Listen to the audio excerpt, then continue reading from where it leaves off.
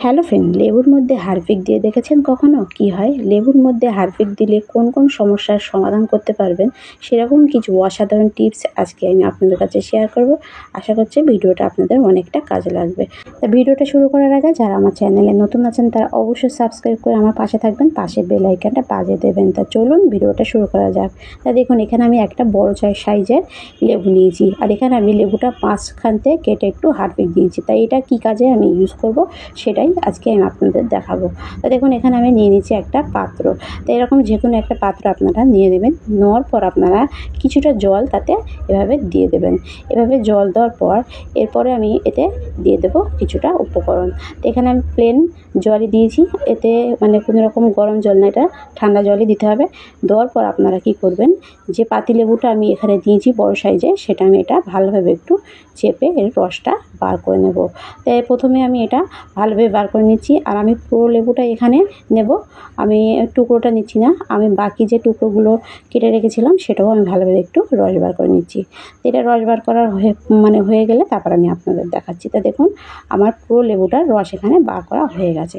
এরপর বার করার পর আপনারা কি করবেন, এতে দিয়ে দেবেন হারপিক। তা হারপিক এখানে আমি অল্প একটু হারপিক এতে অ্যাড করলাম। এরপরে অ্যাড করার পর এটা আমি ভালোভাবে একটু মিশিয়ে নেব, যাতে এটা ভালোভাবে জলের সঙ্গে একটু ভালোভাবে গুলে যায়। তো এখানে আমি একটা চামচ নিয়ে নিচ্ছি। তো এইভাবে চামচ নিয়ে এটা ভালোভাবে একটু এই লেবুর রসের সঙ্গে আর জলের সঙ্গে ভালোভাবে একটু এভাবে মিশিয়ে নিতে হবে। মেশানোর পর তারপর আমি এতে দিয়ে দেবো 1 থেকে 2 চামচ লবণ। তা লবণ আমি এখানে খাওয়ার লবণ, যেমন যে লবণ আমরা খাই সেই লবণ আমি এখানে দিয়ে দিয়েছি। তো এখানে আমি 1 থেকে 2 চামচ লবণ অ্যাড করলাম। অ্যাড করার পর এটাও আমি ভালোভাবে একটু নিয়ে নেবো। তা প্রতিটা উপকরণ মানে দেওয়ার সঙ্গে সঙ্গে এটা ভালোভাবে একটু নাড়তে হবে। এভাবে নাড়ার পর এরপর আমি দিয়ে দেবো আর একটা জিনিস, সেটা হলো শ্যাম্পু। তো এখানে আমি সানসিল্ক শ্যাম্পু নিয়েছি। তা আপনারা যে কোনো শ্যাম্পু এখানে অ্যাড করতে পারেন।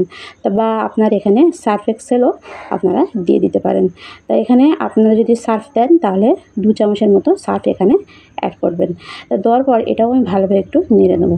তো এভাবে নাড়ার পর এই যে দানাগুলো একটু ভালোভাবে একটু আলাদা করে নিতে হবে। তা আপনারা চাইলে ছেঁকেও মানে বার করে নিতে পারেন, বা এইভাবে হাত দিয়ে তুলেও মানে ফেলে দিতে পারেন। তা দেখুন, এটা কিন্তু আমার রেডি হয়ে গেছে। এরপর আমি একটা নিয়ে নেবো স্প্রে বোতল। তা আপনাদের কাছে যদি স্প্রে বোতল না থাকে তো এরকম পলিথিন বোতল বা এরকম স্লাইসের বোতল আপনারা নিয়ে নিতে পারেন। তো এখানে আমি এই স্লাইসের বোতলটা মানে ফুটির বোতলটা নিয়ে নিয়েছি। আর এরকম ধরনের ফুটির বোতল আমাদের প্রত্যেকের বাড়িতে থাকে। তো এটা নেওয়ার পর এই রেমেডিটা আমি ভালোভাবে একটু ঢেলে নেবো, আর যেন দানা এর ভেতরে না যায়, কেননা দানাটা গেলে আপনাদের স্প্রে করতে একটু অসুবিধা হতে পারে। এরপর আপনারা এই ছিপিটা লাগিয়ে দেবেন। আর ছিপিটা এভাবে একটু লাগানোর পর এটা ভালোভাবে একটু এভাবে ঝাঁকিয়ে দিতে হবে, যেন সব কটা রেমেডি ভালোভাবে একটু মিশিয়ে যায়।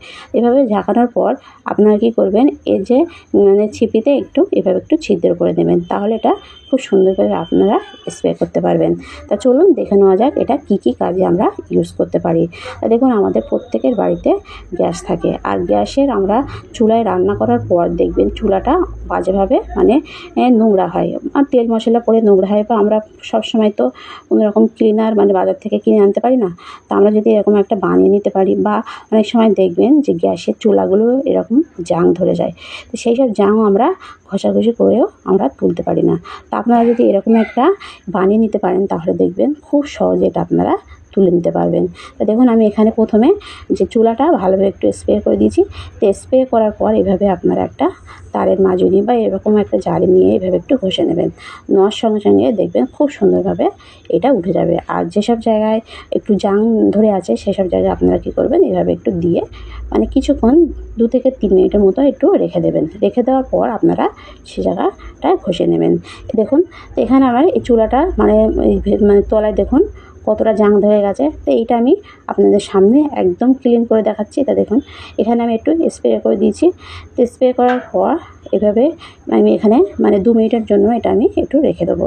রাখার পর আপনারা নিয়ে নেবেন একটা এরকম মাজনি নিয়ে আপনারা একটু হালকা হাতে ঘষবেন, দেখবেন খুব সুন্দরভাবে এই যে মানে চুলার যে জাংগুলো ধরে থাকবে সেগুলো খুব সুন্দরভাবে উঠে যাবে। তা দেখুন, আমি এখানে একটা চুলা ক্লিন করে দেখাচ্ছি, আর বাকি কিন্তু আর একটা চুলা আমার এখন মানে জাং ধরা আছে, ওটা কিন্তু আমি ক্লিন করব না। তো দেখুন আমি একবার ঘষাতে দেখুন কতটা জাং উঠে গেছে। আমি কাপড় দিয়ে মুছে দেখাচ্ছি, আর এটা দেখুন এখনও জাং ধরে আছে।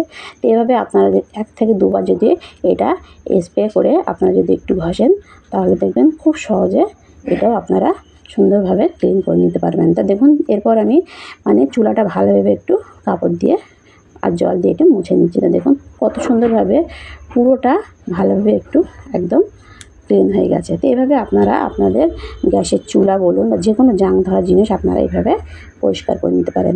এছাড়া আমাদের প্রত্যেকের বাড়িতে বেসিন থাকে। তো বেসিনে কী হয়, এটা আমাদের মানে কাজের ফাঁকে হয়তো আমরা ক্লিন করতে পারি না।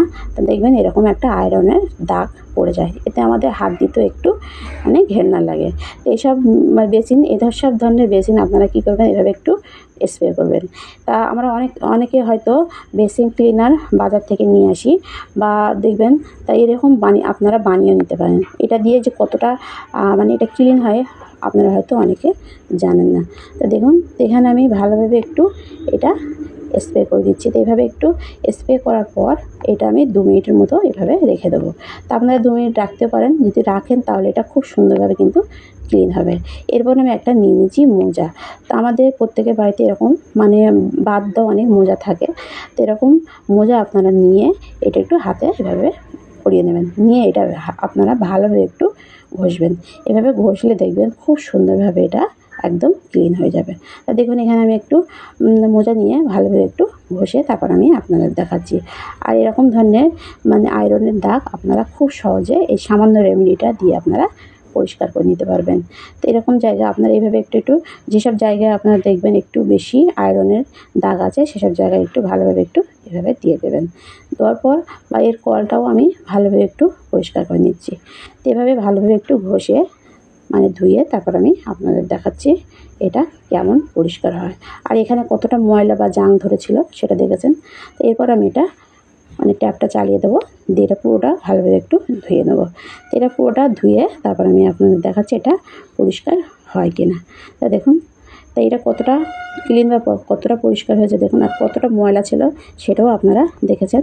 তো এভাবে আপনারা এই সামান্য রেমেডিটা বানিয়ে আপনারা এভাবে বেসিনও আপনারা সুন্দরভাবে পরিষ্কার করে নিতে পারেন। তো এটা আপনারা বানিয়ে 1 সপ্তাহ মতো আপনারা রেখেও দিতে পারেন। তো দেখুন বেসিনটা কত সুন্দরভাবে এখানে ক্লিন হয়ে গেছে। এছাড়া দেখবেন আমাদের রান্নাঘরের দেওয়াল বলুন বা এমন জায়গা থাকে, সেসব জায়গা হয়তো আমরা কাজের ফাঁকে পরিষ্কার উঠতে পারি না। তো সেই সব জায়গায় আপনারা দেখবেন খুব বাজে একটা অবস্থা হয়ে যায়। সেসব জায়গায় আপনারা এভাবে একটু স্প্রে করে আপনারা একটা মাজনি দিয়ে ঘষে সেসব জায়গাও আপনারা খুব সুন্দরভাবে এটা দিয়ে ক্লিন করে নিতে পারবেন। আর যেহেতু এতে অনেক রকম জিনিস দেওয়া আছে, মানে লেবু দেওয়া আছে, তাই এতে হারপিকে মানে হাত দিলে কোনো কিছু হাতের কোনো ক্ষতি হবে না। এরপরে আমরা যেখানে মানে সবজি বাছি সেসব জায়গাও দেখবেন একটা বাজে একটা দাগ হয়ে যায়। সেসব জায়গাও আপনারা এভাবে একটু স্প্রে করে এভাবে একটা কাপড় দিয়ে মুছে নেবেন, দেখবেন খুব সুন্দরভাবে দাগটা উঠে যাবে। তো এইভাবে আপনারা এই রেমেডিটা দিয়ে যে কোনো জিনিস খুব সুন্দরভাবে আপনারা ক্লিন করে নিতে পারবেন। তা ভিডিওটি এ পর্যন্ত, ভালো লাগলে লাইক কমেন্ট শেয়ার করতে ভুলবেন না, আর সাবস্ক্রাইব করে অবশ্যই আমার পাশে থাকবেন। দেখা হবে নেক্সট ভিডিওয়ে। বাই।